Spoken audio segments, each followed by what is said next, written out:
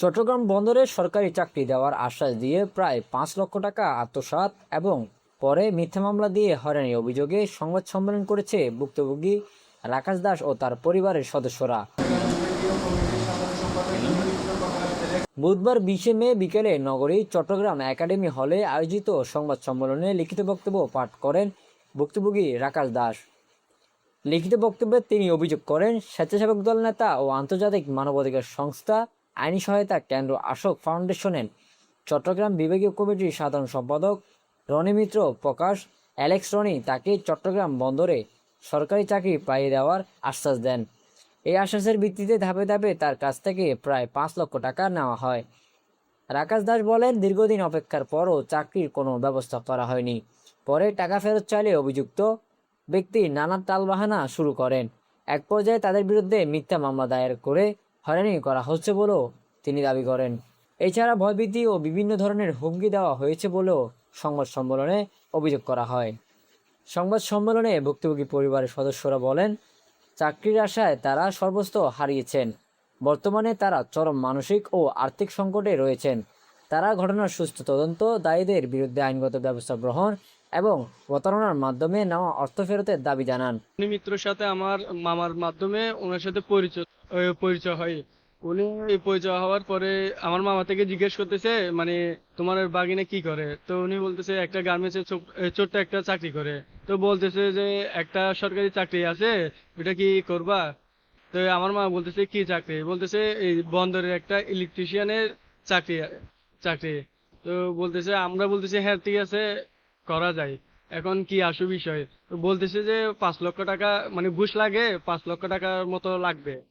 তো পরে মানে আমার মা বলছে এত টাকা তো দেওয়া পক্ষে মানে সম্ভব না। বলতেছে সবগুলো একসাথে দেওয়া লাগবে না, অল্প অল্প করে দিলে হবে। এটা তার সাথে সাথে হয়ে যাইতেছে না, মাস ২ মাস ৩ মাস হয়তো সময়ও লাগতে পারে। তো পরে উনি ওইভাবে আমাকে মানে চাকরির প্রবলন দেখাইয়ে আমার থেকে কিছু কিছু করে আমার থেকে ৫ লক্ষ টাকা আত্মসাৎ করে। পরে যখন চাকরির কথা বলতেছে আজকে হবে কালকে হবে, এভাবে বলতে বলতে বলতে আমাকে প্রায় ৪-৫ মাস মানে ঘুরাইছে। ঘুরানোর পরে যখন আমি সহ আমার মামা সহ যখন ওনার সাথে দেখা করি, উনি বলতেছে কোনো চাকরি হবে না, আর তোমার থেকে আমি কোনো টাকা নিই নাই। তো পরে আমার ওই টাকা টাকা টাকার সাথে এই আমার থেকে ব্ল্যাঙ্ক স্ট্যাম্প আর খালি চেক নিচে এই রনি মিত্র ইলেকট্রনিক উনি উনি নিচে। ওই নেওয়ার পরে এখন বলতেছে ওই খালি স্ট্যাম্প আর খালি চেক নিয়ে আমাকে এখন এই উল্টা মামলা করতেছে যে উনি আমার থেকে এখন ১৮ লক্ষ টাকা মানে। এখন আমি চাচ্ছি যে উনি আমার সাথে প্রতারণা করতেছে, এই প্রতারণাটা আমি বিচার চাই। এই দেশবাসীর সাথে এই প্রধানমন্ত্রী তারেক রহমানের কাছ থেকে, উনি সবার কাছ থেকে আমি এটা আশা করি যে হ্যাঁ, দেশবাসী থেকে এটা আশা করতেছি যেন এটা আমি সুবিচার পাই এবং আমার টাকা সহ একটু ফেরত দেওয়ার ব্যবস্থা করব। আসলে আমি বন্ধ থানায় একটা আমার সালিসকারের বিচার ছিল আমার করণীয়। তো অ্যালেক্স রনি যখন আমার পাশে এসে দাঁড়াইছে, বলা যে আমি হিন্দু হয়ে তোমাকে হেল্প করব বিচারে। তুমি মুসলমানের মন্দির নিয়ে একটা সমস্যা হচ্ছে, এটা আমি তোমাকে হেল্প করবো। তোমার থেকে করতে হবে না, আমি যথেষ্ট জ্ঞান আছে আমার, আমি ততটুকুই পারবো, কারো সাহায্যের দরকার নেই ভগবান ছাড়া।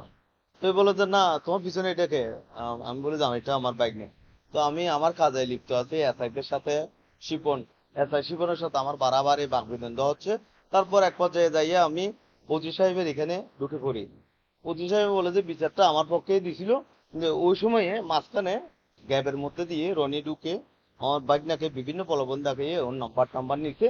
বলে যে তোমাকে সরকারি চাকরি দেবো, কিন্তু তুমি কাউকে বলবে না, মামাকেও বলবে না। যদি মামা জানে, মামাকে আমি এটা ফিনিশিং দিব।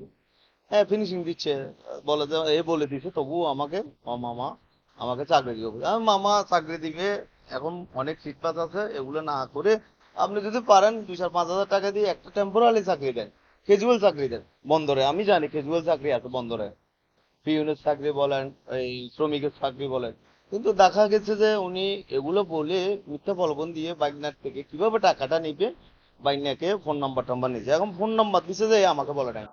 আমার ভাগ্নাকে মামলা দেওয়ার হুমকি দিতে স্টামে ফিল আপ করে চেক ফিল আপ করে 18 লক্ষ টাকার মামলা অলরেডি রেডি করে ফেলছে উনি।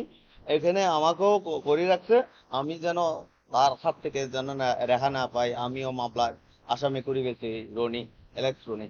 কারণ আমি জানি যে সবকিছুর মূল, এই জন্য আমাকে সে জব্দ করে রাখছে যে কোনোরকম আমি যেন তার হাত থেকে না বাঁচাই, কোনোরকম আমি যদি বেঁচে যাই তার বিচার হবে এটা জানে। তার তার জন্য আমরা অনেক কিছু করবি এই জানে। তার জন্য আমি সরকারের কাছে প্রার্থনা করি আমার বাইকনার আর আমার মিথ্যা মামলা প্রত্যাহার আর সুবিচারটা যেন, আর তার টাকা ফেরতটা যেন সরকারের মাধ্যমে সঠিকভাবে পাওয়া যায়। Text news, PIB 71 TV, Chittagong.